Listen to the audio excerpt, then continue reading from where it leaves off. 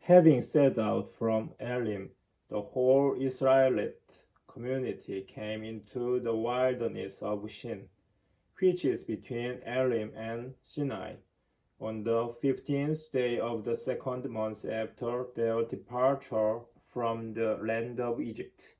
Here in the wilderness, the whole Israelite community grumbled against Moses and Aaron. The Israelites said to them, "If only we had died at the Lord's hands in the land of Egypt, as we sat by our kettles of meat and ate our fill of bread.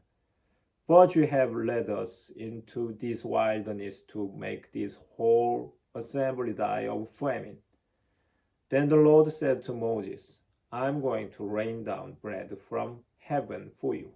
Each day the people are to go out and gather their daily portion. Thus will I test them to see whether they follow my instructions or not. On the sixth day, however, when they prepare what they bring in, let it be twice as much as they gather on the other days." So Moses and Aaron told all the Israelites, "At evening you will know that it was the Lord who brought you out of the land of Egypt. And in the morning you will see the glory of the Lord, when he hears your grumbling against him. But who are we that you should grumble against us?"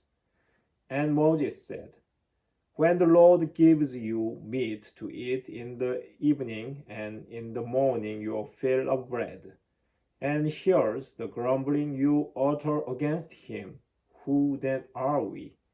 Your grumbling is not against us, but against the Lord."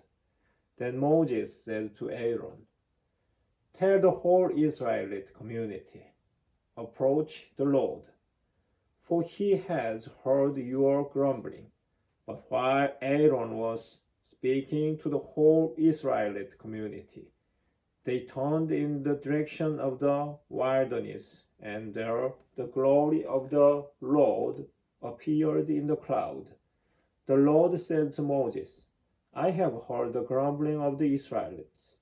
Tell them, in the evening twilight you will eat meat, and in the morning you will have your fill of bread, and then you will know that I, the Lord, am your God." In the evening, quail came up and covered the camp. In the morning there was a layer of dew all about the camp. And when the layer of dew evaporated, fine flakes were on the surface of the wilderness, fine flakes like hoar frost on the ground. On seeing it, the Israelites asked one another, "What is it? What is this?" For they did not know what it was. But Moses told them, "It is the bread which the Lord has given you to eat. Now this is what the Lord has commanded. Gather as much of it as each needs to eat, an omer for each person, for as many of you as there are, each of you providing for those in your own tent." The Israelites did so. Some gathered a large and some a small amount. But when they measured it out by the omer, the one who had gathered a large amount did not have too much, and the one who had gathered a small amount did not have too little. They gathered as much as each needed to eat. Moses said to them, "Let no one leave any of it over until morning." But they did not listen to Moses, and some kept a part of it over until morning, and it became wormy and stank.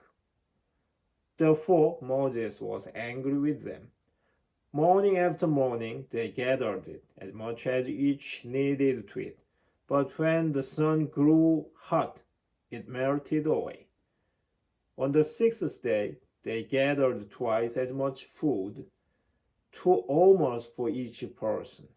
When all the leaders of the community came and reported this to Moses, he told them, "That is what the Lord has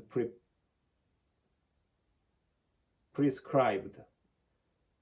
Tomorrow is a day of rest, a holy Sabbath of the Lord. Whatever you want to bake. Whatever you want to boil. But whatever is left, put away and keep until the morning." When they put it away until the morning, as Moses commanded, it did not stink, nor were there worms in it. Moses then said, "Eat it today, for today is the Sabbath of the Lord. Today you will not find any in the field. 6 days you will gather it.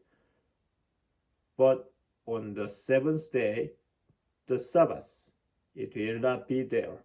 Still, on the seventh day, some of the people went out to gather it, but they did not find any. Then the Lord said to Moses, "How long will you refuse to keep my commandments and my instructions? Take note, the Lord has given you the Sabbath. That is why on the sixth day he gives you food for 2 days. Each of you stay where you are and let no one go out on the seventh day." After that, the people rested on the seventh day. The house of Israel named this food manna. It was like coriander seed, white, and it tasted like waffles made with honey. Moses said, "This is what the Lord has commanded. Keep a full omer of it for your future generations, so that they may see the food I gave you to eat in the wilderness when I brought you out of the land of Egypt." Moses then told Aaron, "Take a jar and put a full omer of manna in it. Then place it before the Lord to keep it for your future generations." As the Lord had commanded Moses, Aaron placed it in front of the covenant to keep it. The Israelites ate the manna for 40 years until they came to settled land. They ate the manna until they came to the borders of Canaan. An omer is 1/10 of an ephah,